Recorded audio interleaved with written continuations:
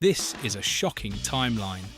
In 1987, Brannigans launches and becomes Britain's most extreme crisp. 2020, quietly discontinued. 33 years of British pub culture. Gone. Here's a number that will make your blood boil. In any major supermarket today, original KP products get less than 15% of the shelf space that KP's own acquired brands receive. They're being buried by their own company. And this one, since 2012, KP has spent over £800 million acquiring other brands. McCoy's, Tyrrells, Hula Hoops. But marketing spend on original KP products, down 70% in the same period. The data tells a story of corporate cannibalism. This wasn't natural evolution. This wasn't changing consumer tastes.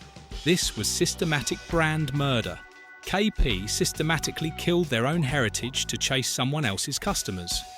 Your childhood brands were sacrificed so executives could sell expensive blandness to people who never loved them in the first place. This video highlights how some British brands went from celebrating intensity to demanding blandness.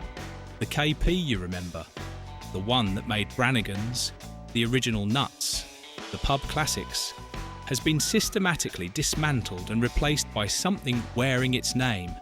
It's still called KP, but it's about as authentic as calling McDonald's a butcher's shop.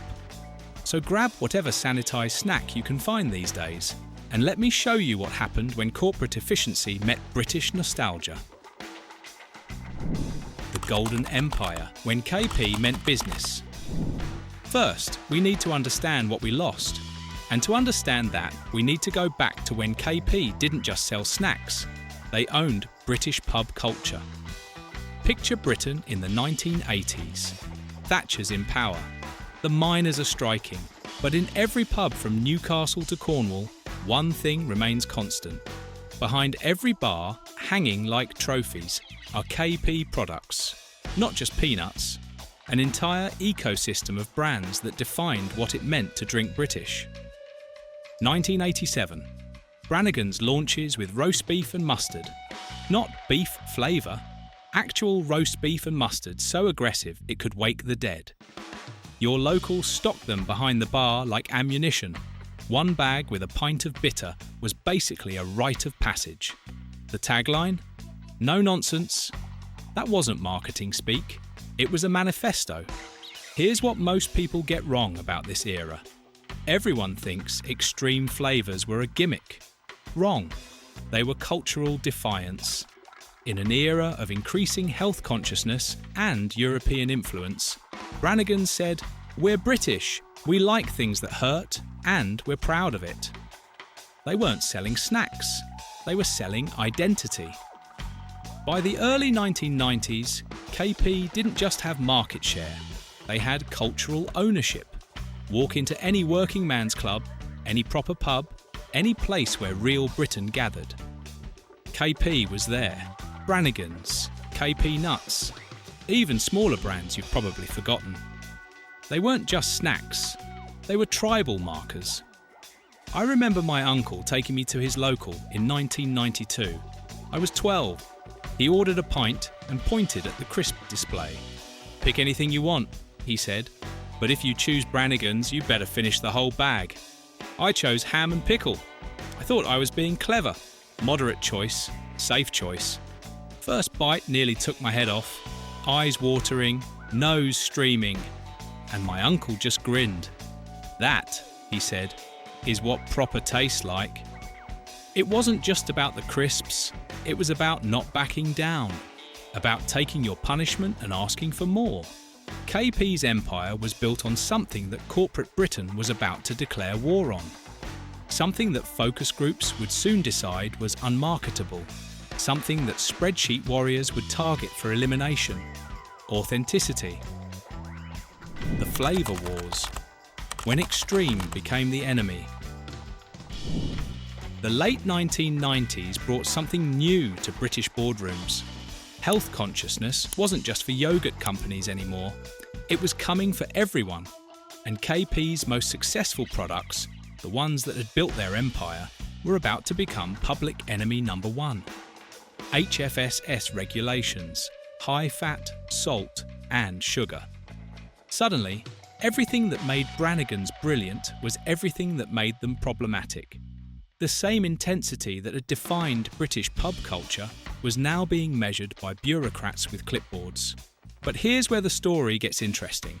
Because while health warriors were targeting KP's extreme flavours, something else was happening behind the scenes. Something that had nothing to do with public health and everything to do with corporate profits. 2012, KP gets sold to Intersnack, a German company. Now, I'm not saying Germans don't understand flavour, but I am saying they understand efficiency.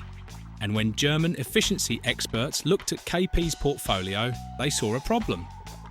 Brannigans customers bought single bags for £1, drank in working men's clubs, drove vans. Tyrrells customers bought sharing bags for £3, ate in gastropubs, drove BMWs. The math was simple: kill the working class brand, push the middle class one. 2015, KP's German owners look at Brannigans sales data, declining, health warnings and bad optics. Meanwhile, Tyrrells, acquired for their premium positioning, flying off gastropub shelves at triple the price. The spreadsheet was clear: kill the working class brands, push the middle class ones. Brannigans was sentenced to death by PowerPoint.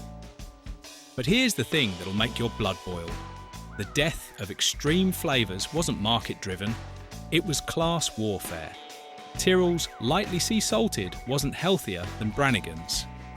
Check the nutritional information: same calories, same fat content, similar salt levels.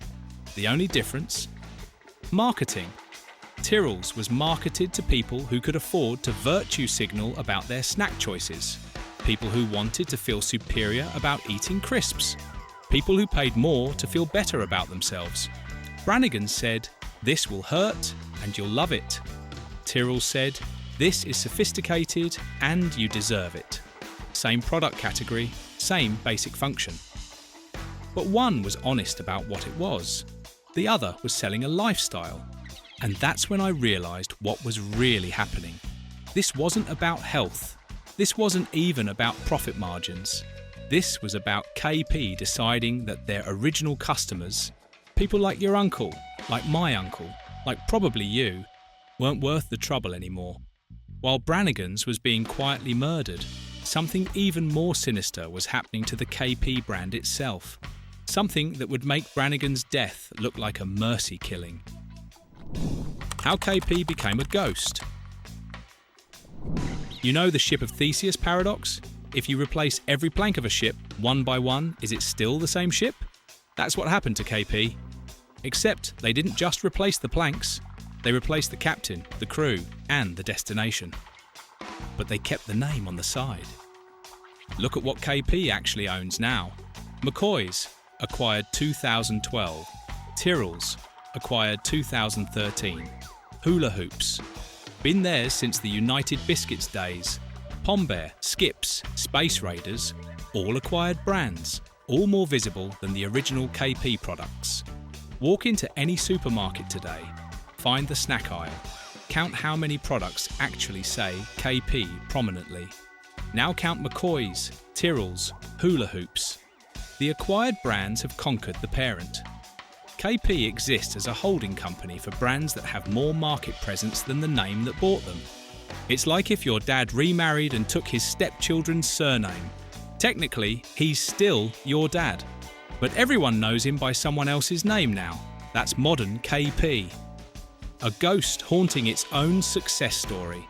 KP's marketing spend in 2023, £47 million.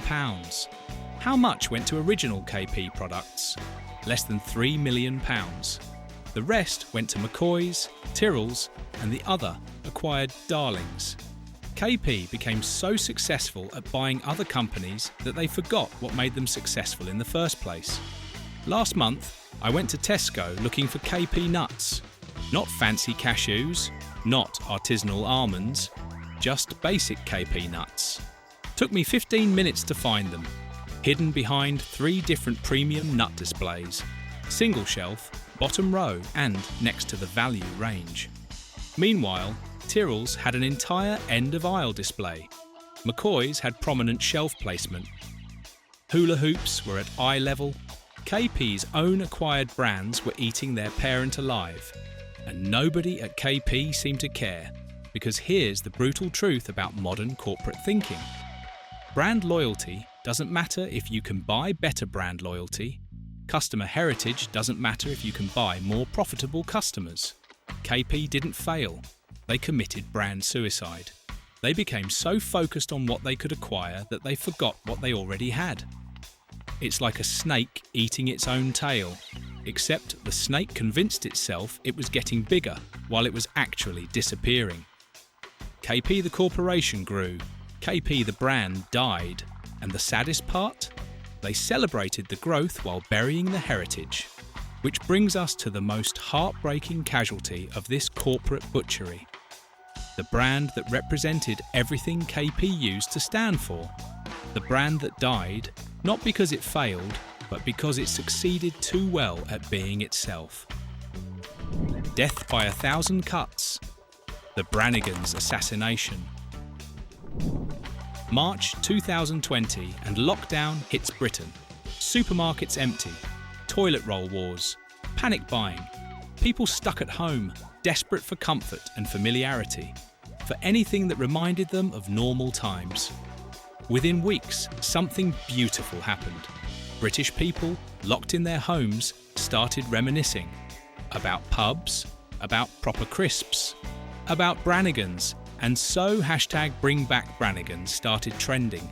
Thousands of signatures on petitions. Genuine, organic demand from people who missed proper flavours. KP's response? Silence. Radio silence. While their customers were literally begging for their most beloved brand, KP said nothing, did nothing, offered nothing. It's now October 2020 and quietly, without fanfare, without even a proper announcement, KP discontinued Brannigans permanently. After 33 years, during the biggest nostalgia boom in British history, while people were desperate for comfort food, corporates got rid of it. The systematic marginalisation had been happening for years. Reduced shelf space, discontinued flavours one by one, minimal marketing support, like slowly poisoning someone and then claiming they died of natural causes. Picture the meeting. German efficiency experts looking at brand portfolios. Brannigans, working class customers, declining venue presence, health concerns. Tyrrells, middle class customers, growing gastropub sales, premium positioning. Decision made, resources redirected. Brannigans sentenced to death. Here's the economic irony that should make you furious. In 2020, Brannigans was discontinued. In 2023, KP profits hit record highs. They didn't need Brannigans to succeed. They just decided they didn't want the kind of customers who bought Brannigans. It's like a pub landlord looking at his customers and deciding he'd rather have 10 people spending £50 each than 50 people spending £10 each. Same revenue, less hassle, more prestigious. Except those 50 people don't disappear. They just don't belong anywhere anymore. But here's the revelation that changed how I see everything. Brannigans wasn't killed by lack of demand. It was killed by lack of respect. Corporate KP couldn't stomach being associated with working class intensity. They'd rather sell expensive blandness to people they considered better customers. And that decision, that one corporate choice to prioritise respectability over authenticity, represents something much bigger than crisp flavours. What dies with the brands, the hidden cultural cost. When Brannigans died, something else died with it. Something harder to measure than profit margins. Something that doesn't show up on balance sheets. Cultural intensity. The willingness to experience discomfort for authenticity. The pride in things that challenged you rather than comforted you. Your nephew tries a spicy crisp from 2024. Thinks it's intense. You remember Brannigans Roast Beef and Mustard. There's no comparison, not just in heat, but in honesty. Modern extreme flavours are designed by committees to offend no one, tested on focus groups, approved by health regulators, optimised for maximum market appeal. Brannigans was designed to separate the weak from the strong, to demand something from you before it gave something back. We didn't just lose snack brands, we lost our tolerance for intensity, physical and cultural. The death of extreme flavours is really about the death of British resilience. We used to celebrate things that challenged us. Now we optimise them away. Look around modern Britain. Everything's been smoothed, polished, made acceptable. Health and safety, risk assessments, consumer protection. All good things, probably. But something got lost in the translation. That willingness to endure something difficult for the reward at the end. That understanding that not everything worth having comes easy. That some of the best experiences require you to prove you can handle them. The death of Brannigans isn't really about corporate greed, it's about cultural confidence. Modern Britain doesn't believe in challenging its citizens anymore. We assume they can't handle it, can't cope, need protecting from themselves. KP looked at Brannigans and saw liability, legal risk, potential complaints, difficult customers. They saw everything that made it authentically British as problems to be solved rather than features to be celebrated. So what happens to a culture that stops challenging itself? That optimises away everything difficult or demanding? That chooses comfortable lies over uncomfortable truths? Well, you don't have to wonder. You're living in it. If you remember the burn of proper roast beef and mustard, if you miss when snacks had actual personality, if you understand that we lost something more important than crisp flavours, then subscribe. Help me document the brands that shaped us before they're completely erased from history. And tell me in the comments, what was your Brannigans flavour? When did you last have one? What other British brands have been quietly murdered while we weren't paying attention? Let's build a memorial to intensity in a world that's forgotten how to feel anything real.